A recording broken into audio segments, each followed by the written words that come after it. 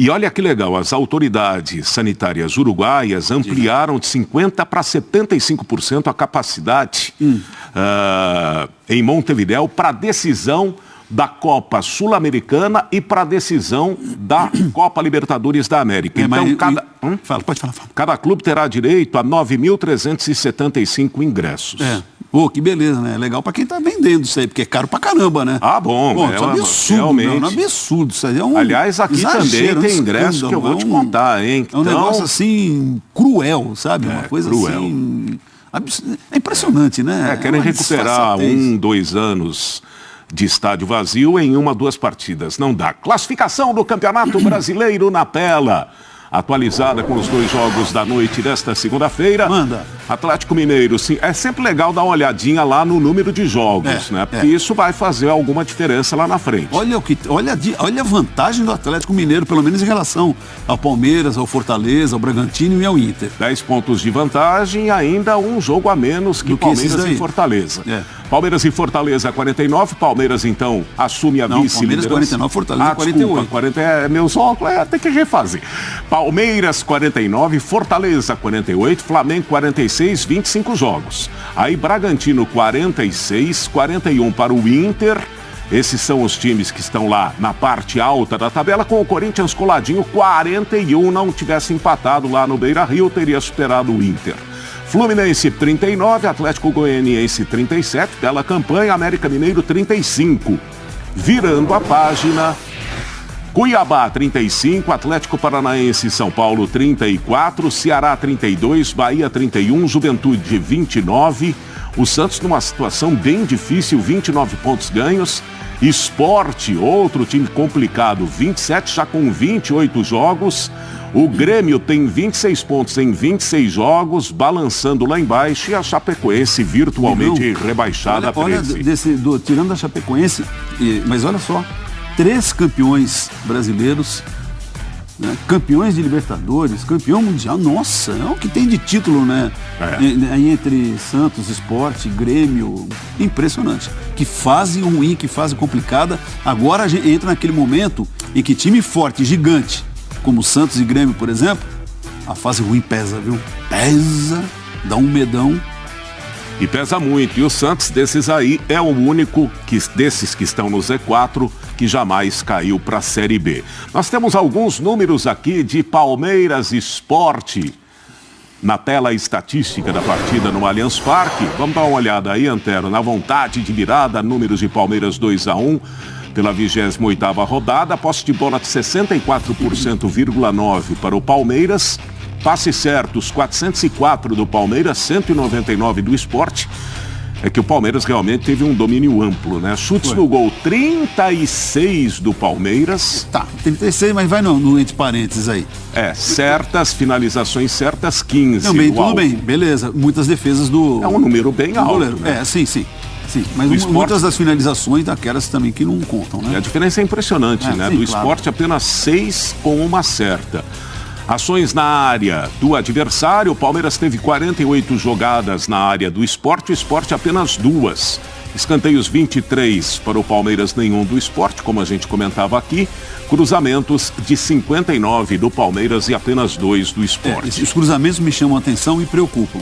Ações na área cresceram muito no segundo tempo, porque eu falei que no primeiro, sobretudo, o Palmeiras estava tendo dificuldade para entrar, tocar passes e tal. Por isso, muitos dos chutes eram de fora da área e também eram chutes ou fraquinhos ou sem muita coisa. No segundo tempo, houve uma melhora. E para mim, a melhora com a entrada do Scarpa. Tem a ver com isso. Com tanto os escanteios obtidos, quanto finalizações, quanto também jogadas na área adversária.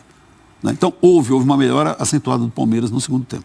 A gente também tem os próximos jogos de Palmeiras e Sport no Campeonato Brasileiro e mostra para você. Tela dos próximos jogos do Palmeiras, veja aí. Grêmio no domingo, dia 31 em Porto Alegre, pelo Brasileirão. Depois o Verdão só volta a campo no dia 7 de novembro, clássico contra o Santos na Vila Belmiro. E no dia 10 de novembro, no Allianz Parque, o time do Abel enfrenta o Atlético Goianiense. Terá então a semana que vem para descansar um pouco, recuperar seus jogadores para o clássico em Santos. Aí os próximos jogos do Leão da Ilha, do Sport.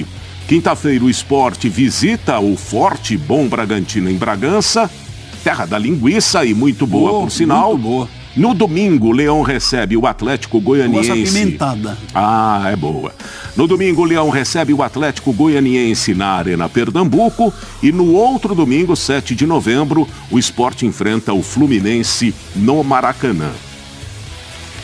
Tá certo? Tá certo, se você falou, eu vou contestar. Agora, nessa jornada, nessa caminhada do Palmeiras, Grêmio fora, Santos fora e depois o Atlético Goianiense, você acha que o Palmeiras terá dificuldades, problemas? Sim. Pega 2 times do Z4. Sim. E um Atlético Goianiense em ascensão. Então, o que acontece agora com o Palmeiras? Ele estaria na briga pelo título se não tivesse, como ocorreu em outros campeonatos também, perdido muitos pontos para times que estão, por exemplo, na situação de Grêmio e Santos no momento. É a matemática de sempre. Quer ser campeão? Não perca pontos para times da segunda página da classificação. E, sobretudo, do 15º lugar em diante. O Palmeiras perdeu para esses times. Perdeu pontos importantes. Pelo menos, estava fazendo umas contas aqui, pelo menos 10, 12. Eu diria 10. No mínimo 10. No segundo turno. Coloca os 10 esses 10 pontos de bobeira que o Palmeiras perdeu, amigão. Quanto ele teria? 59. Estaria junto com o Galo, embora com uma partida a mais. Ou seja, estaria na briga pelo título. Então, o fato de Palmeiras, por exemplo, ter perdido para o Bragantino 2 vezes, ter perdido para o Flamengo 2 vezes, ter perdido 5 pontos para o Corinthians, sabe, ter perdido para o Fortaleza, não influenciaria na briga pelo título, porque são times da parte de cima. O X da questão é não perder para times da parte de baixo, que é o que está acontecendo com o Galo. Bom, o Galo ganha do time de parte de cima, do meio, da parte de baixo. Está ganhando de todo mundo. Daqui a pouco tem o Atlético Mineiro, já tem Flamengo também por aqui. E os gols em Goiânia de Atlético 2, Grêmio 0. Já aqui no Sport Center. O que você vai chamar agora? Mais uma pergunta para você sobre o Palmeiras. O retorno do Danilo, 5 jogos fora por uma lesão. E ele volta no lugar do Zé Rafael, que estava suspenso. Mas pelo visto, nesse momento, o Zé Rafael é quem tem, de novo, a preferência do Abel Ferreira. O Abel está já mais ou menos delineando um time, né, com o Everton, com o Marcos Rocha, o Gomes, o Luan, o Piquerez, Felipe Melo, o Zé Rafael Veiga, um pouco mais à frente, né, o Rony, Luiz Adriano e Dudu. Olha... Esse é o time da final hoje, da Libertadores. Tá sim. E você repara que é um time de muitos jogadores experientes. Sim. Então, aquele bloco assim, que surpreendeu, que chamou a atenção no Palmeiras, a rapaziada que surgiu sobretudo no ano passado, já no meio da pandemia, está em baixa, né? O Gabriel Menino, o Danilo, o Patrick, o Veron, o Renan, o Wesley... Né? Nesse momento são todos... Tanto que recentemente, em coletivo, o Abel mandou um recado para eles, né? Bem dado, assim, público. Exatamente. Né? Deve estar conversando muito com os garotos. Exatamente. É uma safra extraordinária que o Palmeiras apresentou e que mostrou resultados, né, importantes, decisivos em jogos que valeram títulos, inclusive. Né? Hoje, esses jogadores estão, por diversos motivos, mas estão na reserva, são apenas opções. Então está se delineando esse time, um time mais experiente, um time com jogadores bem calejados para essa disputa com o Flamengo. Eu não ouvi se você escalou o Marcos Rocha aí na lateral direita. Falei. O Marcel está lembrando aqui para mim que o Marcos Rocha está suspenso, então a tendência é Gabriel Menino. Tá, para final, né? Para final. Não, tem razão.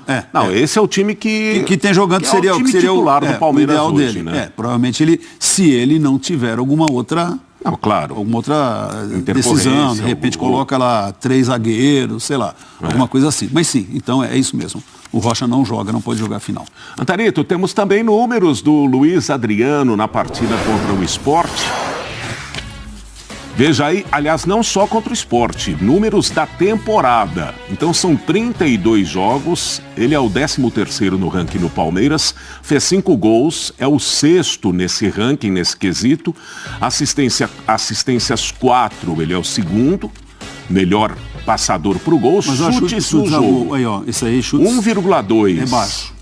Chutes certos por jogo, 0,6. É baixo mesmo, né? E chutes